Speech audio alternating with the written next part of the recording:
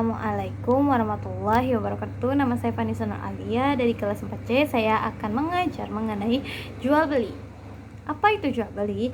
Islam mengatur muamalah di antara sesama manusia atas dasar amanah, jujur, adil, dan memberikan kemerdekaan dalam bermuamalah serta menghindari unsur penipuan. Muamalah seringkali kita kenal dengan jual beli dalam kehidupan sehari-hari. Secara etimologis atau secara bahasa, jual beli ada al-bai'u, berarti tukar menukar secara mutlak. Mutlak al-mubadalah atau tukar menukar sesuatu dengan sesuatu. Mukabalah syai bin sa'i. Sedangkan jual beli menurut istilah adalah pertukaran harta dengan harta keperluan pengelolaan yang disertai dengan lafal ijab dan kabul menurut tata aturan yang ditentukan dalam syariat Islam.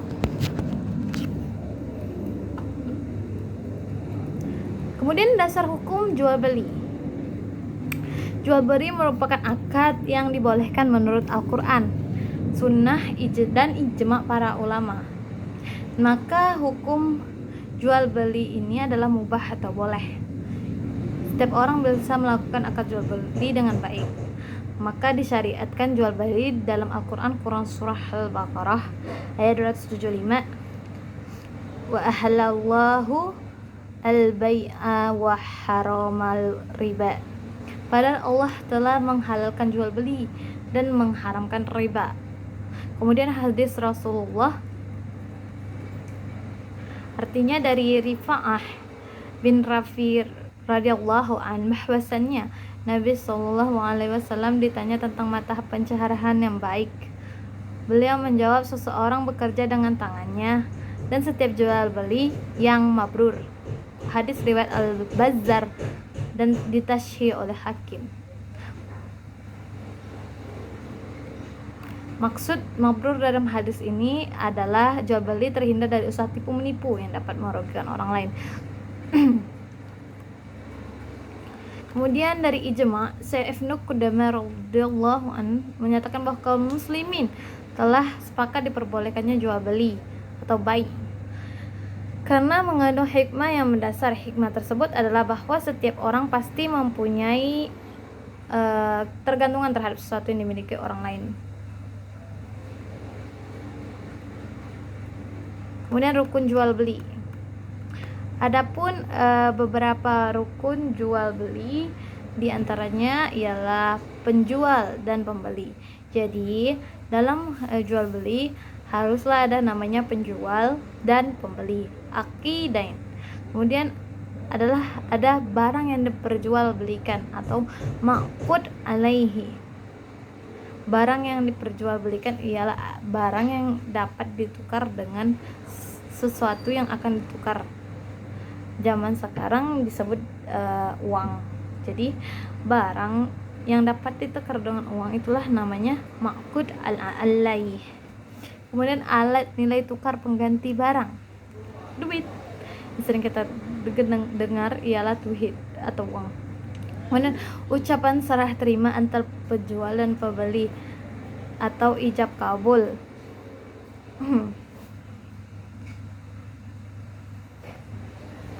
Kemudian syarat jual beli. Syarat jual beli adalah ketentuan yang harus dipenuhi sebelum melaksanakan akad jual beli. Setiap rukun jual beli harus memenuhi syarat sebagai berikut. Pertama, syarat penjual dan pembeli atau aqidain. Jual beli akan dianggap sah dan pembeli memenuhi syarat sebagai berikut. Kedua belah pihak harus baligh. Maksudnya baik penjual dan pembeli harus sudah dewasa. Kemudian keduanya berakal sehat.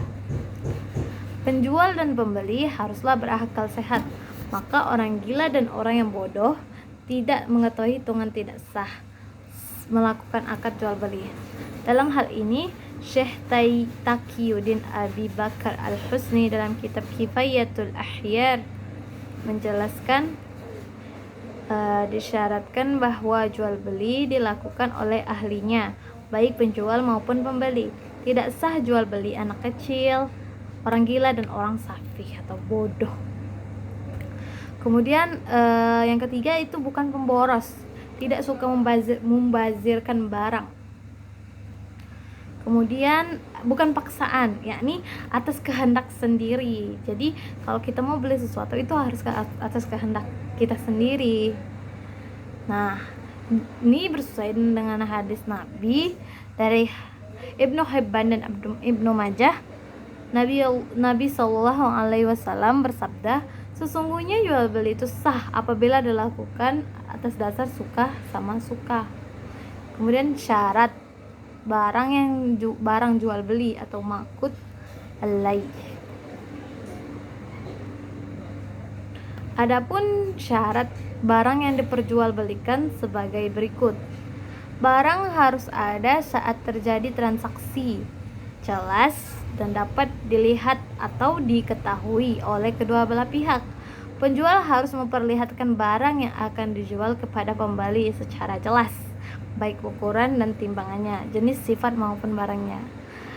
Di kehidupan kita seringkali terjadi beberapa atau beberapa kesalahan, seperti contohnya online shop. Terkadang kita membeli online shop, kita lihat barangnya, kita lihat ukurannya, kita lihat warnanya, namun yang pas datang, yang barang yang datang itu tidak sesuai dengan ekspektasi kita, maka ini tidak diperbolehkan. Kemudian barang yang diperjualbelikan berupa harta yang bermanfaat. Semua barang yang tidak ada manfaatnya, seperti membahayakan atau melanggar norma agama dan kehidupan manusia, tidak sah untuk diperjualbelikan. Contohnya jual beli barang curian dan minuman keras. Nah, ini sering sekali terjadi. Para YouTuber yang kita sering lihat di YouTube itu seringkali membeli barang yang tidak bermanfaat.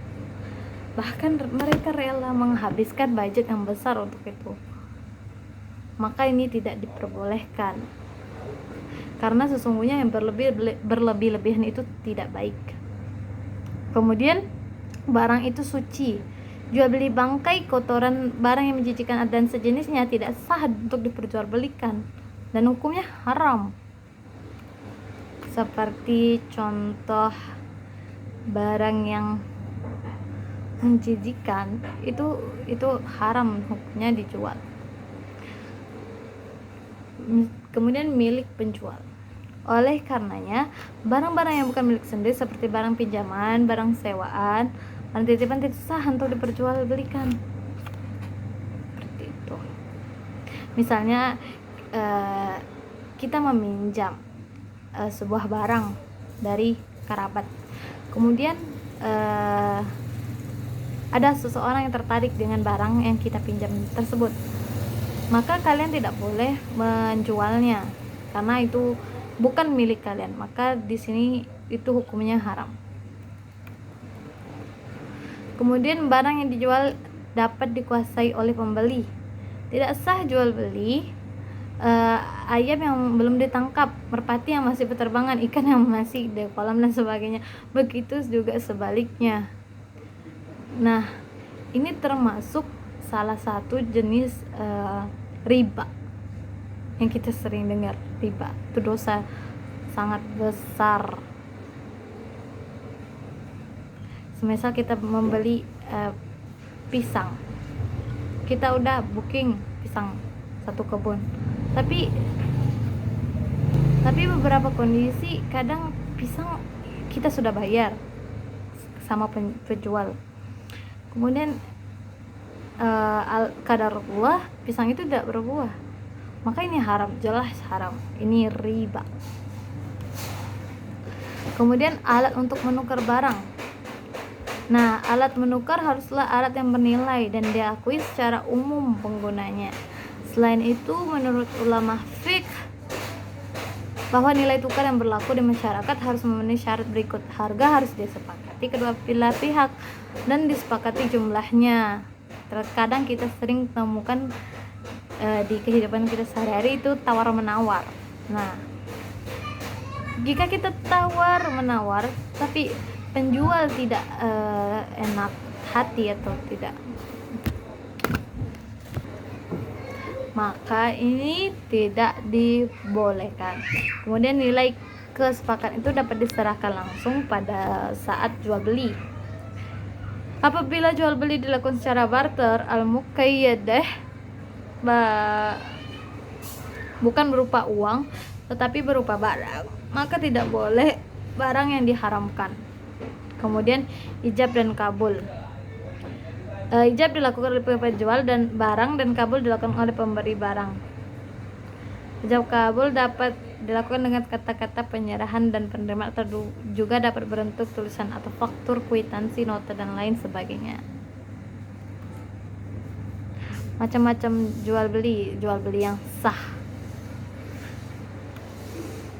Jual beli boleh dilakukan karena memenuhi rukun dan syarat jual beli sebagaimana dijelaskan dalam fikih Islam. Kemudian jual beli barang terlarang. Jual beli sistem izon, maksudnya jual beli hasil tanaman yang masih belum nyata buahnya ataupun belum ada isinya, yang sebelumnya saya jelaskan.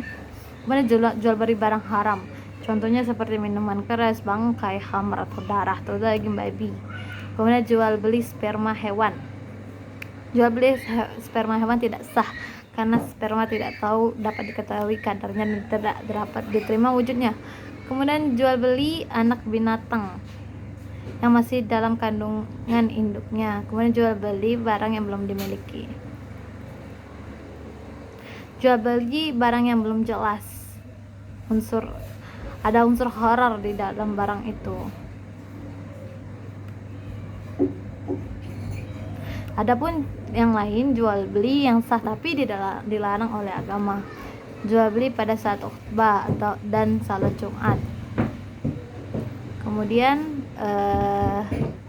jual beli dengan cara menghadang di jalan sebelum sampai pasar. Kemudian jual beli dengan niat menimbun barang. Dan jual beli dengan cara mengurangi ukuran dan timbangan. Jual beli dengan cara mengecoh. Jual beli barang yang masih dalam tawaran orang lain.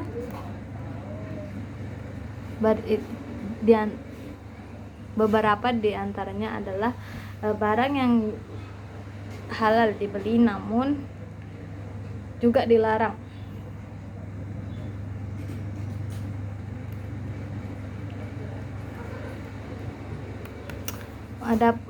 Mungkin itu saja yang dapat saya sampaikan. Wabillahi taufik wal hidayah. Assalamualaikum warahmatullahi wabarakatuh.